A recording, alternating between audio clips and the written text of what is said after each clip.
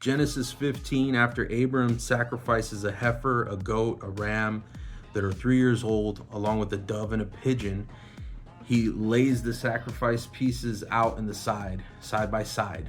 And this is because in the Old Testament, when people would do a covenant, they would split the sacrifices and walk through it and say, if I break this covenant, then that will happen to me. That's the consequence. Now, as the sun starts to set, Abraham, he falls into a deep sleep, and thick and dreadful darkness came over him. So we see immediately as Abraham is in covenant with God, he's calling upon the covenant and being obedient to God, darkness comes upon him and fear. And then we see that it says that birds start to descend on his sacrifice. So we can see the darkness and dread, and literally something comes to take apart that sacrifice that God has called him to make.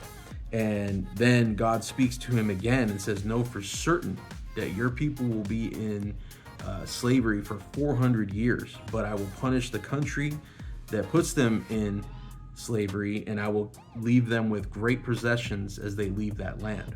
Later on, in the 4th generation, your descendants will come back, because he says, for the sin of the Amorites have not yet reached its full measure.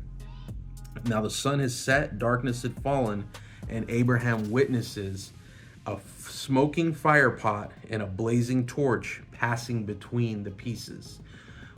This smoking pot and flaming torch is God, and God is confirming that if he breaks the covenant he made with Abraham, he will be torn to pieces, which basically means that the covenant Abraham made with God is not going to break his promise. It's not going to happen. God can't be broken or torn apart. So he makes this covenant with him, and then God tells him, I'm going to give you this land to your descendants.